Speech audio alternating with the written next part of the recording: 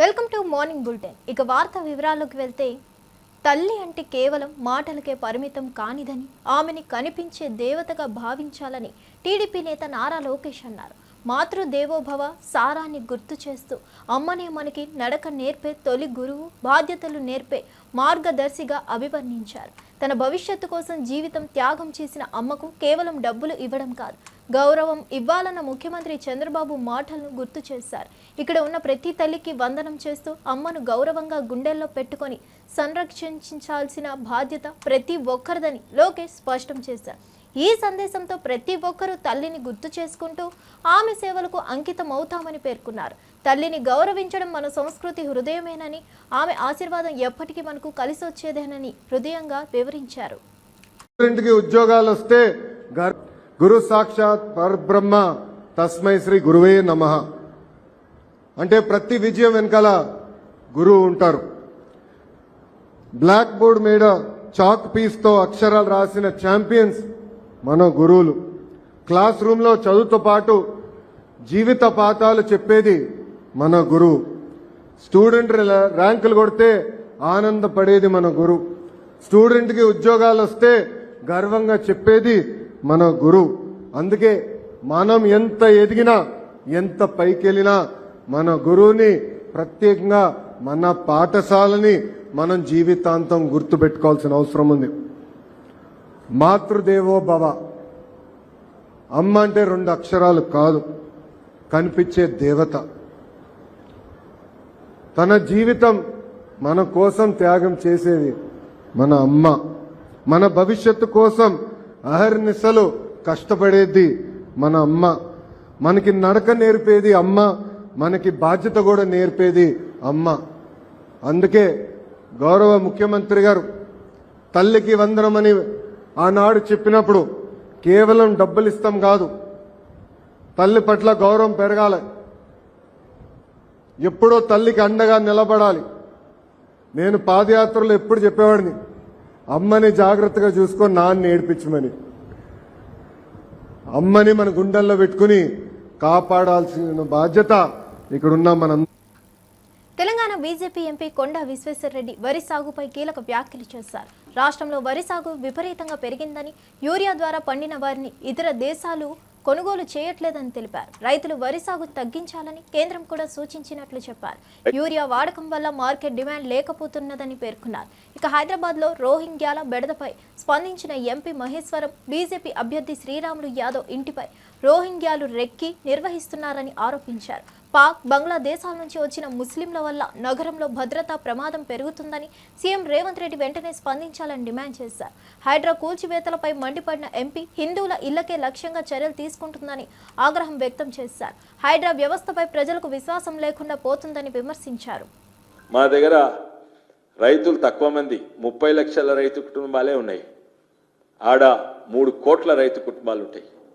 అయితే ఇక్కడ తెలంగాణలో మనకు అవసరం అనేది 19 అనుకోరాదు, 19 కోట్లు ఉంటే మనకు అవైలబిలిటీ 23 కోట్లు. అంటే దీని ప్రకారంగా ఉత్తరప్రదేశ్కు 10 ఎక్కువ ఉండాలి, కానీ 10 ఎక్కువ కాదు, 3 ఎక్కువనే ఉన్నాయి. అంటే తెలంగాణలో హైయెస్ట్ పర్ క్యాపిటా ఇన్కమ్. మనకు యూరియా ఎక్కువ కాదు, వరి తక్కువ పండించి మిల్లెట్స్ వేరేవి పండిస్తే తెలంగాణ రాష్ట్రానికి, మన ఆరోగ్యానికి, దేశ ఆర్థిక పరిస్థితికి మంచిగా అవుతుంది, వాడాలి. ఇప్పుడు నడ్డా గారిని అడిగినారు, నడ్డా గారు ఇస్తా అన్నారు, కానీ మన డైరెక్షన్ తప్పుంది. ముఖ్యమంత్రి గారికి విజ్ఞప్తి ఏంటంటే మన డైరెక్షన్ మారవనరి, వరి తక్కువ వండియనరి, యూరియా తక్కువ వాడనని నేను విజ్ఞప్తి చేస్తున్నాను. ఇంకొక ముఖ్యమైన విషయం ఏంటంటే, మొన్ననే మా నాయకుడు మహేశ్వరం, మా నాయకుడు, ఎంతోమంది నాయకులు ఉన్నారు, వాళ్ళ ఇంట్ల మీద రెక్కీ చేసిండ్రు. ఎవరు? రోహింగ్యాస్ అంట. వాళ్ళు రోహింగ్యాస్ కాదు, వారి ఇంటి చుట్టూ మోటార్ సైకిల్ మీద తిరుగుతుండ్రు. ఏందని చూసే వరకు వాళ్ళు పారిపోయినరు. మళ్ళోసారి పరిస్థితి వీళ్ళు పట్టుకుంటే వాళ్ళకు చక్కగా భాష తెలుగు అయితే అర్థమైతే లేదు, హిందీ చక్కగా మాట్లాడతలేరు. తర్వాత తెలిసింది వీళ్ళు రోహింగ్యాలని. ఇద్దరిని పట్టుకొని, ఇద్దట్లో ఒకరు దొరికిన పట్టుకొని పోలీసు వాళ్ళకి ఇచ్చిండ్రు. వాళ్ళు ఉల్టా మన మీద రెక్కి చేస్తుండ్రు. మనం వాళ్ళని పట్టుకునేది పోయి మన ఇండ్ల చుట్టూ వాళ్ళు తిరుగుతున్నారు, వీళ్ళు ఏం చేస్తున్నారు పొద్దుగాలేంది. ఇటువంటి పరిస్థితి అయింది. మన బంగ్లాదేశీస్ చాలా మంది వచ్చిండ్రు, అందులో రోహింగ్యాస్ చాలా మంది ఉండ్రు. మేము పోలీస్ కంప్లైంట్ ఇచ్చినాము. ముఖ్యమంత్రి గారికి విజ్ఞప్తి ఏంటంటే ఫస్ట్ ఆఫ్ ఆల్ వీళ్ళందరినీ రౌండప్ చేసి వీళ్ళని పంపించాలి. ఎన్ని రోజులు ఇక్కడ పెడతారు రోహింగ్యాలను? ఇల్లీగల్ పాకిస్తాన్ బంగ్లాదేశ్ వాళ్ళని పట్టుకోవాలి. వాళ్ళు ఎంతమందికి ఓటర్ ఐడి కార్డు ఉన్నా అది కూడా చేయాలి. ఓటర్ ఐడి రివిజన్ మళ్ళీ చేయాలి. ఎట్లయితే బీహార్ ఇక్కడ చేస్తుండ్రో ఇక్కడ కూడా చేయాలి. ఎందుకంటే నేను మొన్ననే ఒక వీడియో చూపెట్టిన 60 ఏండ్లు బార్డర్ లేకుండే ఇండియా బంగ్లాదేశ్ మధ్యలో. యుద్ధం గెలిచినాక కూడా బార్డర్ లేకుండే. దాదాపు 70 బంగ్లాదేశ్ ముక్కలు ఇండియాలో ఉండే, 100 ఇండియా ముక్కలు బంగ్లాదేశ్లో ఉండే. ఇక్కడి నుంచి అక్కడ ఫ్రీ పోతుండే 60. అమరావతి అభివృద్ధిపై బీజేపీతో కలిసి పాలనలో ఉన్న చంద్రబాబు నాయుడు ఎందుకు ముందుకెళ్లడం లేదని ప్రశ్నించారు మాజీ మంత్రి బుగ్గన రాజేంద్రనాథ్ రెడ్డి. అమరావతిని అభివృద్ధి చేయలేకపోయిన టీడీపీ నేతలు వైఎస్ఆర్సీపీపై విమర్శలు చేస్తే ఎలా అని ఆగ్రహం వ్యక్తం చేశారు. రాష్ట్రానికి తెచ్చిన అప్పులు 2.45 లక్షల కోట్ల బడ్జెట్ ఎక్కడికి వెళ్తున్నాయో చెప్పాలన్నారు. ఒక్క పెన్షన్లకు తప్ప మరో సంక్షేమ పథకానికి కేటాయింపులు లేవని ఆరోపించారు. మామిడి, మిర్చి, పొగాకు రైతుల సమస్యలు ఏమవుతున్నాయో ప్రశ్నించారు. ఉచిత గ్యాస్, బస్సు ప్రయాణం, ఆడబిడ్డ నిధి వంటి హామీలు నిలబెట్టుకున్నారా అని నిలదీశారు. ఉద్యోగులకు పీఆర్సీ వేతనాలు సమయానికి ఇవ్వలేకపోతున్నారని విమర్శించారు. ప్రజల తరపున ప్రశ్నించడం తాను కొనసాగిస్తామని స్పష్టం చేశారు. వాళ్లకు మీరు డైరెక్ట్గా రాష్ట్ర ఖజానా మీద డబ్బులు డ్రా చేసేదానికి హక్కు కల్పించిన మాట నిజమా కాదా? మా ఛాలెంజ్ ఏం దాంట్లో గతంలో ఎప్పుడైనా ఇలా జరిగి ఉంటే నిరూపించగలరా, లేకపోతే తప్పును ఒప్పుకొని క్షమాపణ చెప్పగలరా?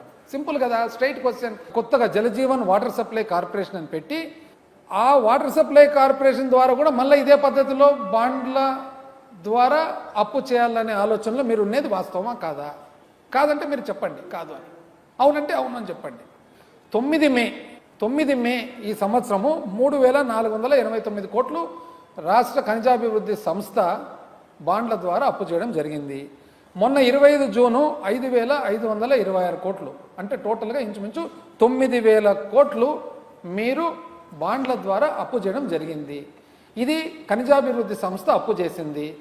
ఈ డబ్బులు ఖనిజాభివృద్ధి సంస్థలోనే ఉన్నాయి, లేదా ఖనిజాభివృద్ధి సంస్థ అవసరాలకే వాడుతున్నారు, ఖనిజాభివృద్ధి సంస్థ వ్యాపారం పెంచేదానికే వాడుతున్నారు, ప్రభుత్వం దీన్ని వాడడం లేదని మీరు చెప్పగలరా? మీరేమంటున్నారు వారు అనబోతున్నారు? ఈ ఖనిజాభివృద్ధి సంస్థ నుంచి 400 చిల్లర లీజులు మీకు ఇచ్చినందుకు ప్రభుత్వానికి తిరిగి వాళ్ళు డబ్బులు చెల్లించారు అని అంటే మీరు చెప్పేది ఎట్లుందంటే, వారు చెప్పబోయేది ఎట్లుందంటే, ప్రభుత్వం ఆస్తినే కొంటదన్నమాట. ప్రభుత్వం సంబంధించిన కార్పొరేషన్ ఆస్తినే కొనబోతుందన్నమాట. అంటే ఇది ఎట్లుందంటే, సామాన్య మానవునికి అర్థం కావాలంటే, భార్య ఆస్తి భర్త కొంటాడు, భర్త ఆస్తి భార్య కొంటుంది, డబ్బులు చెల్లించుకుంటారు. ఇది మీరు చెప్పేది ఏందండి? మేము అడిగిన దానికి మీరు సూటి సమాధానం ఇవ్వకుండా ఏదేదో నాకు ఇది ఏం గుర్తుకొస్తుందంటే, ఇప్పటికి కూడా నాకు గుర్తుకొచ్చేది, ఇంతకుముందు కూడా 2014 నుంచి 19 5 సంవత్సరాలు మీరే పాలించినది. అప్పుడు కూడా కూటమే. అప్పుడు బీజేపీ వాళ్ళు 2 మంత్రులు మీ దగ్గర ఉన్నారు, మీ 2 మంత్రులు బీజేపీ కేంద్రంలో ఉన్నారు. కల్తీ కల్లు విషయంలో నిమ్స్ ఆసుపత్రిలో చికిత్స పొందుతున్న బాధితులను పరామర్శించిన బీజేపీ తెలంగాణ అధ్యక్షుడు రామచంద్రరావు ఘటనపై తీవ్ర ఆవేదన వ్యక్తం చేశారు. అనాధికారికంగా 6 ప్రాణాలు కోల్పోయినట్లు తెలిపారు. మృతుల కుటుంబాలకు 10 లక్షలు, ఆసుపత్రిలో చికిత్స పొందుతున్న వారికి ₹1,00,000 పరిహారం ఇవ్వాలని ప్రభుత్వాన్ని డిమాండ్ చేశారు. కొంతమంది కేవలం 1-2 సీసాల కళ్ళు తాగినందుకే కిడ్నీలు దెబ్బతిన్నాయని వెల్లడించారు. బాధితుల పరిస్థితి చూస్తే గుండె పగిలిపోతుందన్నారు. అలాంటి కళ్ళు ఎక్కడ తయారవుతుంది, ఎలా అందుతుంది అనే దానిపై ప్రభుత్వం దర్యాప్తు చేసి కఠిన చర్యలు తీసుకోవాలన్నారు. ఇటువంటి విషాద ఘటనలు మళ్లీ పునరావృతం కాకుండా చూడాల్సిన బాధ్యత ప్రభుత్వంపై ఉందని గుర్తు చేశారు. ప్రజల ప్రాణాలను తక్కువగా తీసుకోవడం శోచనీయమన్నారు.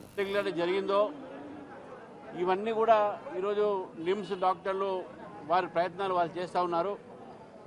ఏదైనప్పటికీ కూడా లోపల వాళ్ళ పరిస్థితి చూస్తూ ఉంటే చాలా బాధగా అనిపిస్తుంది. కళ్ళులో మామూలు కళ్ళు చెట్ల మీద తీసుకుంటేనో అది పెద్ద పాయిజన్స్ కాదు, అడల్టరేటెడ్ అయితేనే ప్రావిజన్స్ చెప్పేసి కూడా డాక్టర్స్ చెప్తా ఉన్నారు. దీంట్లో కలిపింది మందు, అంటే NDPS కింద వచ్చేటటువంటి ఒక psychotropic substance. Controlled substance డైజోఫామ్, అల్ఫ్రోజమా, chlorophyll లాంటి ఒక ఏవైతే డ్రగ్స్ ఉంటాయో దానికి కలిపి అక్కడ సప్లై చేయడం జరిగిందని స్పష్టంగా అర్థమవుతుంది. ఒక్క బాటిల్ 2 బాటిల్ తాగిన వాళ్ళు ఉన్నారు, వాళ్ళ కిడ్నీలు ఫెయిల్ అయినాయి. అంటే ఎంత సీరియస్గా మందు కలిపి ఉండొచ్చు మీరు ఒక్కసారి ఆలోచించండి. ఎక్సైజ్ డిపార్ట్మెంటు కుమ్మక్కై కాంట్రాక్టర్స్తోని ఈ యొక్క మందు సప్లై విచ్చలవిడిగా జరుగుతుందని చెప్పేసి మేము భావిస్తూ ఉన్నాం. జనరల్ స్టోర్స్లో దొరికేటటువంటి ఒక ఏవైతే వస్తువులు అనేది దొరుకుతూ ఉన్నాయి ఇవన్నీ కిరాణా దుకాణాల్లో. ఇది ఒక ఇన్సిడెంట్, ఈ యొక్క సంఘటన ఈ రోజే కాదు, 6వ తారీఖు కన్నా ముందు కూడా వికారాబాద్లో జరిగింది, కామారెడ్డిలో జరిగింది, మరి అనేక ప్రాంతాలు జరిగినాయి. కొన్ని బయటకు వస్తున్నాయి, కొన్ని బయటికి రావట్లేదు. కాబట్టి నేను ప్రభుత్వాన్ని డిమాండ్ చేస్తూ ఉన్నాను, కల్తీ మందు కలిపేటటువంటి ఒక ఏవైతే దుకాణాలు ఉంటాయో దాన్ని వెంటనే మూసివేయాలి. ఎక్సైజ్ డిపార్ట్మెంట్ రోజు తనిఖీ చేసి ఏ విధంగా వీళ్ళు కళ్ళు అమ్ముతున్నారా, కళ్ళు కలుపుతున్నారా అనే విషయం కూడా వాళ్ళు చూడాల్సిన బాధ్యత వాళ్ళకు ఉన్నది. కాబట్టి ఈరోజు ఎవరైతే చనిపోయారో వాళ్లకు మా తరపు నుంచి మేము ప్రకాటమైన సంతాపం చెప్తున్నాం. డాక్టర్లు వాళ్ళ ప్రయత్నాలు వాళ్ళు చేస్తూ ఉన్నారు, కొంతమంది ఇంకా సీరియస్గా ఉన్నారు. 31 మంది ఇక్కడ ఒకటే హాస్పిటల్లో ఉన్నారంటే ఇంకా చాలా చోట చాలామంది వాళ్ళు ప్రైవేట్గా వేరే చోట కూడా వెళ్ళిపోవడం జరిగింది. గోదావరి పుష్కరాల ఘటనపై సంచలన వ్యాఖ్యలు చేశారు. సినిమా షూటింగ్ కోసం నాటి ముఖ్యమంత్రి చంద్రబాబు నాయుడు 30 మందిని బలి తీసుకున్నారని ఆయన తీవ్ర ఆరోపణలు చేశారు. వైఎస్ జగన్ సీఎం అయ్యాక ఆ కుటుంబాలు ఎవరైనా ఒకరు కంప్లైంట్ ఇస్తే సెక్షన్ 302 కింద చంద్రబాబు ముద్దాయి అవుతాడా అవ్వడా అని పేర్ని నాని ప్రశ్నించారు. అంతేకాకుండా చంద్రబాబుకు సబ్బు అందించిన లోకేష్ కూడా ముద్దాయి అవుతాడా అవ్వడా అంటూ నారా లోకేష్ పై కూడా పేర్ని నాని పరోక్షంగా విమర్శలు గుప్పించారు. సాంప్రదాయంగా అలవాటు చేసి వెళ్తే నేను ఒకసారి చంద్రబాబు నాయుడిని, ఈ రాష్ట్ర డీజీపీ గారిని ఇద్దరిని ప్రశ్నిస్తున్నా. ఇటువంటి తప్పుడు పనులు, తప్పుడు కేసులు, తప్పుడు సాంప్రదాయాన్ని ఈ రాష్ట్రానికి మీరు అలవాటు చేస్తే, ఆనవాయితీగా ఇచ్చెళ్తే 2015-16లోనో రాజమండ్రిలో కృష్ణా పుష్కరాల్లో మీరు, మీ శ్రీమతి గారు, మీ అబ్బాయి, మీ వందిమాగదులు అందరూ కలిసి గోదావరిలో బుడుంగని ముక్కు మూసుకుని 3 సార్లు మునిగింది. సినిమా తీయటానికి బోయేపాటిని తెచ్చుకుని సినిమా తీయటం వల్ల ఒక్కసారిగా మీరు గేట్లు వదలటం వల్ల 30 మంది ప్రాణాలు కోల్పోతే, వాళ్ళ కుటుంబాలు రోడ్డున పడితే, రేపు మళ్ళీ జగన్ గారు వచ్చిన తర్వాత ఆ 30 మంది కుటుంబాల్లో ఇంట్లో వాళ్ళ కూతుళ్ళో, కొడుకులో, తమ్ముళ్ళో, చెల్లిలో, భార్యలో వచ్చి జగన్ గారికి కేసిస్తే రేపు చంద్రబాబు నువ్వు 302 కింద 30 మందిని చంపావని ముద్దాయి అవుతావా అని అడుగుతున్నాను. చంద్రబాబు వెనకాల ములుగుతుంటే సబ్బొందిచ్చిన లోకేష్ ముద్దాయి అవుతాడా అవడా? నిమ్మకాయల చినరాజప్ప వెనక కూర్చుని ఆయన కూడా ములగటాకి ప్రాక్టీస్ సిద్ధం. చంద్రబాబు ఎట్టా ములుగుతున్నాడో తర్వాత నేను ఎట్టా ములగాలని చూస్తున్నా. నిమ్మకాయల చినరాజప్ప కూడా ముద్దాయి అవుతాడా అవడా?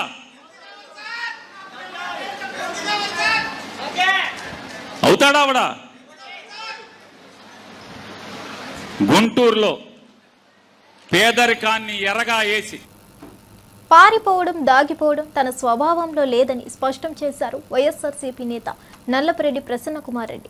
తన తండ్రి నల్లపరెడ్డి శ్రీనివాసులు రెడ్డి లాంటి ధీరుడి రక్తమే తనలో నడుస్తుందని గర్వంగా చెప్పారు.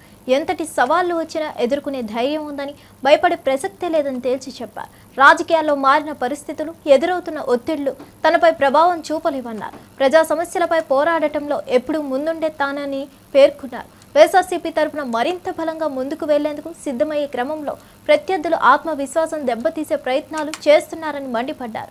పోరాటమే తన నడక అని, ప్రజలు ఇచ్చిన నమ్మకాన్ని నిలబెట్టుకుంటానని ధైర్యంగా ప్రకటించారు. భయపడేది మాలో లేనే లేదు, మా కుటుంబంలో లేనే లేదు. ఎంత దూరమైనా పోతాం, ఎంత ఫైట్ అయినా చేస్తాము. మాకు ఆ బుద్ధులు లేవు. దాంకోవాలా, బెయిల్ వచ్చేదాకా అక్కడ ఉండాలా, ఇక్కడ ఉండాలా, ఎవరికి కనబడకూడదు అనేది నా మనసులోనే లేదు. నిన్న అనుకొని నొప్పి ఎక్కువగా ఉంటే మెడ్రాస్ పోయి చూపించుకొని ఈరోజు మార్నింగ్ బయలుదేరి వచ్చాను. ఎందుకంటే నిన్న సాయంత్రం 4 అయిపోయింది చెన్నైకి పోయి చూపించుకొని వచ్చాను. అదంతా హాస్యాస్పదం. ఆయన కనబడడం లేదు, ఏడవపోతాను నేను. రండి, ఇప్పుడు వస్తారా, అరెస్ట్ చేస్తారా, తీసుకెళ్ళండి. నేనే పిలుస్తున్నా కదా పోలీస్ డిపార్ట్మెంట్ని, ఆమెని ఆ రాజమాతనే దగ్గర పెట్టుకొని రమ్మనండి, అరెస్ట్ చేసి తీసుకెళ్ళమనండి. నాకేం అభ్యంతరంలా, జైల్లో పెట్టినా హ్యాపీగా ఉంటా. కానీ జరిగిన దాని మీద మాత్రం పోలీస్ డిపార్ట్మెంట్ నిజాయితీగా ఎంక్వైరీ చేసి అరెస్ట్ చేయాలి. మా దగ్గర వీడియోస్ ఉన్నాయి, మా ఇంటి మీదకి వచ్చిన వాళ్ళ వీడియోస్ అంతా ఉన్నాయి. దాంట్లో సీనియర్ నాయకులు కూడా ఉన్నారు, వాళ్ళ పేర్లు నేను చెప్పను, అందరికీ తెలుసు మా వాళ్ళందరికీ ఆ నలుగురు ఎవరో. ఇది మంచి సాంప్రదాయం కాదు, ఎవరికి కూడా జరగకూడదు ఈ విధంగా. అందులో నెల్లూరు జిల్లాలో చాలా మంచి జిల్లా మంది, ఒకరు ఎలక్షన్స్ లో తిట్టుకుంటాం, మరలా స్నేహపూర్వకంగానే ఎక్కడ కనబడ్డా మాట్లాడుకుంటాం. ఆ విధంగా ఉండాలి కానీ ఏదో ఒక పదవి వచ్చిందని చెప్పి ఇచ్చల విడిగా చేయడము. ఆమె చెప్పిందంట, ప్రసన్న కుమార్ రెడ్డి కాళ్ళు చేతులు కట్టి నా కాళ్ళ కింద పడేయండి తెచ్చని.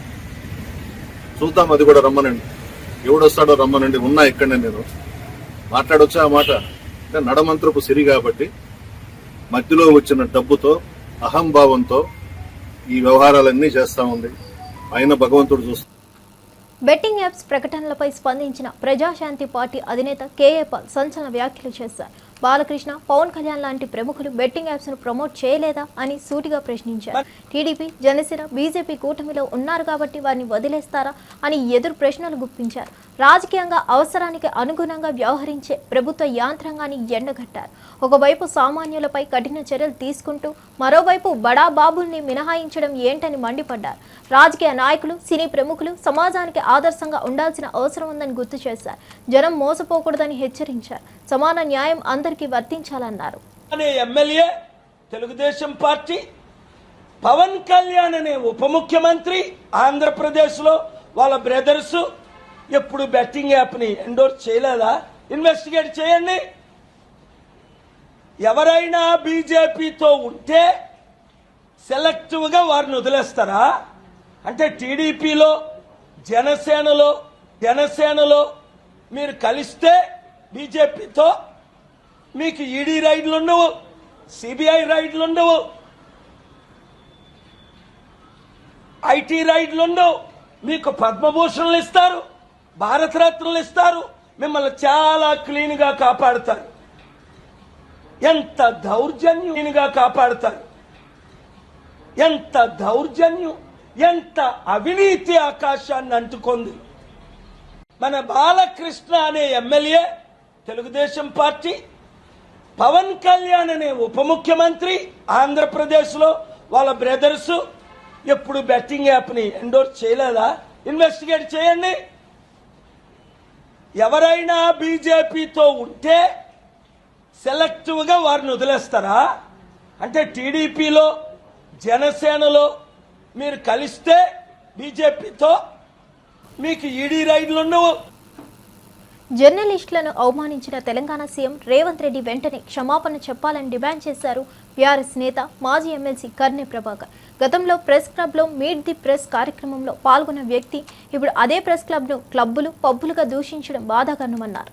మహాన్యూస్ ఘటనపై 5 నిమిషాల్లోనే స్పందించిన మీడియా సంఘాలు ఇప్పుడు ఎందుకు నోళ్లు మూసుకున్నాయో ప్రశ్నించారు. రేవంత్ వ్యాఖ్యలపై బీజేపీ, కమ్యూనిస్ట్ పార్టీలు కూడా స్పందించకపోవడం ఆశ్చర్యకరమన్నారు. బీఆర్ఎస్ తరఫున ఈ వ్యాఖ్యలను తీవ్రంగా ఖండిస్తున్నామని స్పష్టం చేశారు. మీడియా, పాత్రికేయుల గొప్పతనాన్ని కించపరిచే ప్రకటనలు చేయడం నిందనీయమని అన్నారు. ప్రజాస్వామ్యంలో మీడియా గౌరవాన్ని కాపాడాల్సిన అవసరం ఉందని వ్యాఖ్యానించారు. విమర్శలు చేసినటువంటి రేవంత్ రెడ్డి ఆ సోమాజ్ కూడా ప్రెస్ క్లబ్ని అవమానించడం అనేటువంటిది దుర్మార్గం. రేవంత్ రెడ్డికి ఒక లక్షణం ఉన్నది, ఏరు దాటగానే తప్ప ముంచేటువంటి లక్షణం ఉన్నది రేవంత్ రెడ్డికి. అందుకే ఆయన అనేక సందర్భాల్లో ఒక మాట చెప్పుకుంటూ వస్తున్నాడు, నేను నల్లమల బిడ్డను తొక్కుకుంటొచ్చి ముఖ్యమంత్రి అయినని. ఎస్, నువ్వు ఉత్తమ్ కుమార్ రెడ్డిని తొక్కింది వాస్తవమే, నువ్వు కోమటిరెడ్డి వెంకటరెడ్డిని తొక్కింది వాస్తవమే, నువ్వు శ్రీధర్ బాబుని తొక్కుంటొచ్చింది వాస్తవమే, నువ్వు కాంగ్రెస్ జెండాలను మోసినటువంటి అనేక మంది నాయకులని, త్యాగాలు చేసినటువంటి నాయకులని నీ కుట్రలతోటి, నీ కుతంత్రాలతోటి తొక్కుకుంటొచ్చింది వాస్తవమే.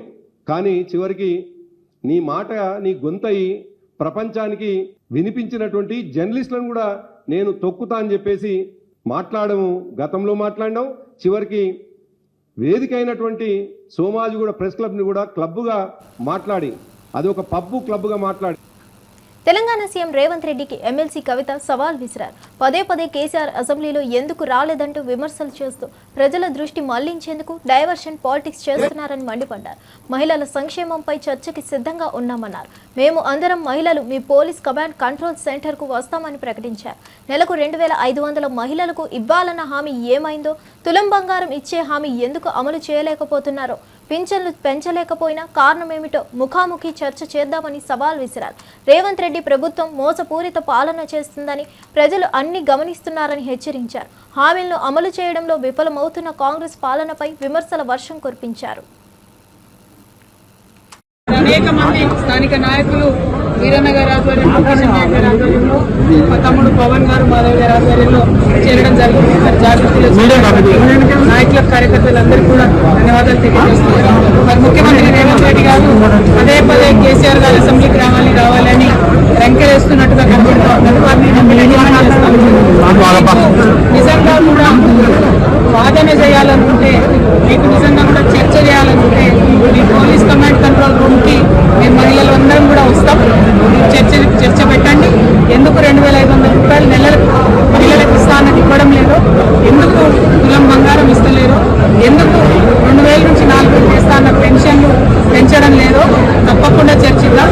అంతేగాని చీటికి మాటికి కేసీఆర్ గారు పేరు చెప్పి మీరేదో డైవర్షన్ పాలిటిక్స్ చేయాలని చూస్తే తెలంగాణ ప్రజలేం అమాయకులు కాదు. మీరు చేయనటువంటి విషయాన్ని ఖచ్చితంగా వెంటబడతాం.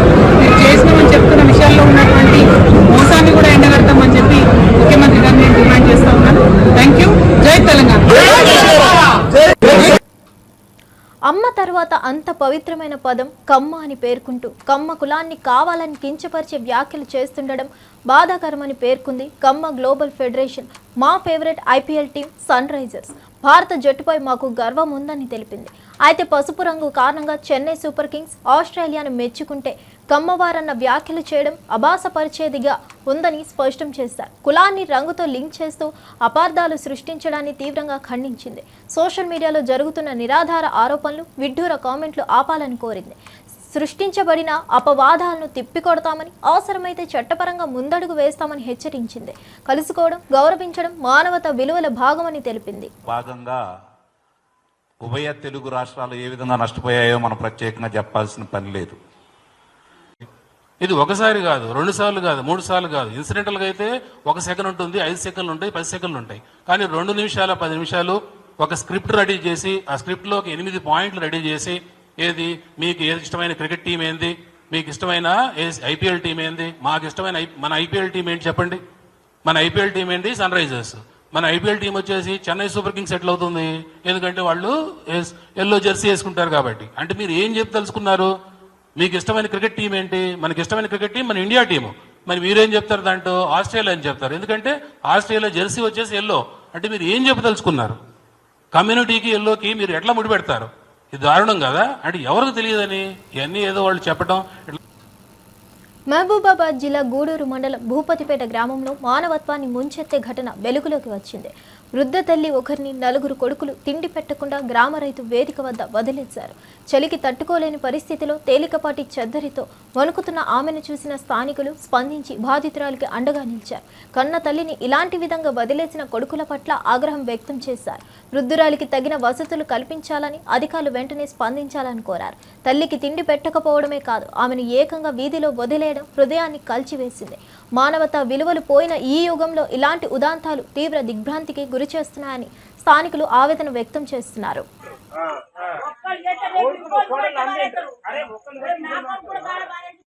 అన్నాక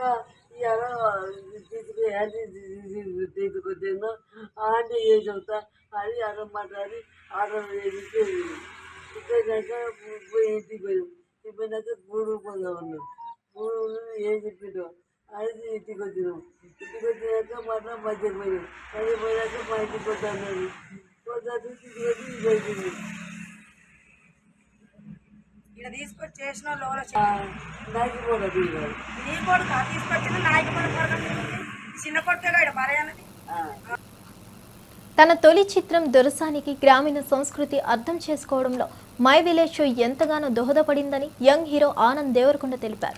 ఇటీవల విడుదలైన మోతీవరి లవ్ స్టోరీ టైటిల్ పోస్టర్ను విడుదల చేసిన అనంతరం మాట్లాడారు. ప్రేమ కామెడీతో మేళవించిన ఈ వెబ్ సిరీస్ ప్రేక్షకులను ఆకట్టుకుంటుందని విశ్వాసం వ్యక్తం చేశారు. శివకృష్ణ బుర్రా దర్శకత్వంలో రూపొందిన ఈ సిరీస్ ఆగస్టు 8 నుంచి G5లో స్ట్రీమింగ్ కానుంది. అనిల్ జీలా, వర్షిణి రెడ్డి ప్రధాన పాత్రల్లో నటించారు. తెలంగాణ పల్లెటూరి వాతావరణాన్ని నేపథ్యంలో తీసిన ఈ సిరీస్ కథ ఒక పెళ్లి చుట్టూ తిరుగుతుంది. ఆనంద్ మాట్లాడుతూ పల్లెటూరి మాటలే కాదు, అక్కడి జీవన శైలి కూడా తనకు ఎంత దగ్గరగా ఉందో వెల్లడించారు. స్థానికత, సంస్కృతి పరంగా మోతేవరి లవ్ స్టోరీ ప్రత్యేకంగా నిలుస్తుందని తెలిపారు. అన్ని మై విలేజ్ షో, ఫామ్ల కుకింగ్ ఇవన్నీ మా అందరు చూస్తుండే. సో నేను కూడా దానికి అలవాటు పడి అవే చూస్తుండే. ఇంకోటి మధుర శ్రీధర్ సార్ నన్ను నా ఫస్ట్ ఫిలిం దొరసానికి నాకు ఆపర్చునిటీ ఇచ్చినప్పుడు అది చాలా రూరల్ వరంగల్లో జరిగే కథ, అది కూడా 1980sలో జరిగే కథ.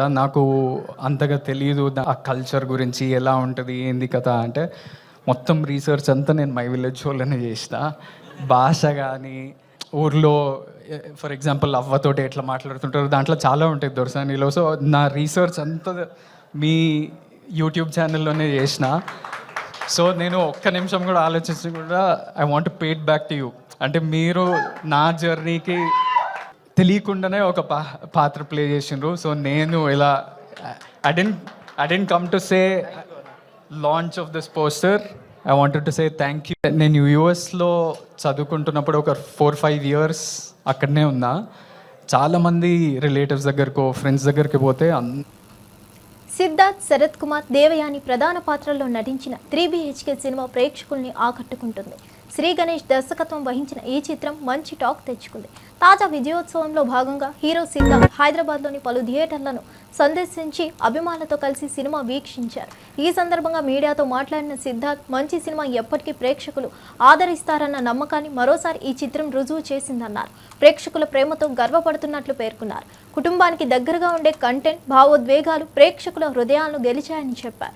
నటీనటుల ప్రతిభకు పెద్దపీట వేసిన విధంగా దర్శకుడు సినిమాను తీర్చిదిద్దాడని ప్రశంసించారు. థియేటర్కు వచ్చిన ప్రేక్షకులకు కృతజ్ఞతలు తెలిపారు. 3BHK విజయంతో తనపై మరింత బాధ్యత పెరిగిందని చెప్పారు. సినిమాలకి ఎప్పుడు మీ దగ్గర అది ఇలాంటి ఒక ఫ్యామిలీ క్రౌడ్ దగ్గర ఎప్పుడు ఒక రిసెప్షన్ ఉంటుందని నమ్మకం. ఈ 3BHK it's a little piece of my heart. మీతో ఈ ఎండ్ క్రెడిట్స్ చూడటం really it's unforgettable moment for me. And నేను ఇలాగే ప్రతి ఊరికి వెళ్ళి ఇలాంటి థియేటర్లో నేను సినిమా మీతో కలిసి చూడాలని నా కోరిక. I'm gonna try to do that. 5 ఏళ్ళు లైఫ్ దాటిన తర్వాత ప్రతి మనిషి ఏదో ఒక విషయంలో లైఫ్ని రీసెట్ చేస్తాడు. అది సమ్ టైమ్స్ మనమే చేస్తాం, సమ్ టైమ్స్ పరిస్థితి ప్రభావంగా ఉంటుంది, సమ్ టైమ్స్ సమాజం మమ్మల్ని అలా చేయి పట్టుకుని చేస్తుంది. బట్ జమ్మూ కాశ్మీర్ రియాసీలోని చీనాబ్ నదిపై నిర్మించిన వింత దృశ్యమైన రైల్వే వంతెన సందర్శకులను విశేషంగా ఆకర్షిస్తుంది. ఇటీవల ప్రధాని నరేంద్ర మోదీ ప్రారంభించిన ఈ చీనాబ్ ఉక్కు వంతెన ప్రపంచంలోని ఎత్తైన రైల్వే ఆర్చ్ బ్రిడ్జిగా గుర్తింపు పొందింది.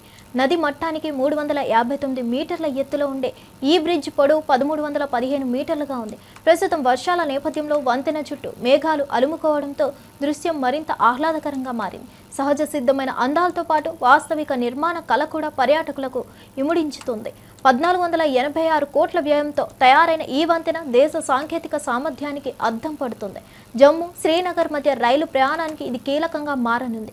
దేశ అభివృద్ధి ప్రాజెక్టుల పరంగా ఈ వంతెన ఒక గొప్ప మైలురాయిగా నిలిచిందని విశ్లేషకులు చెబుతున్నారు.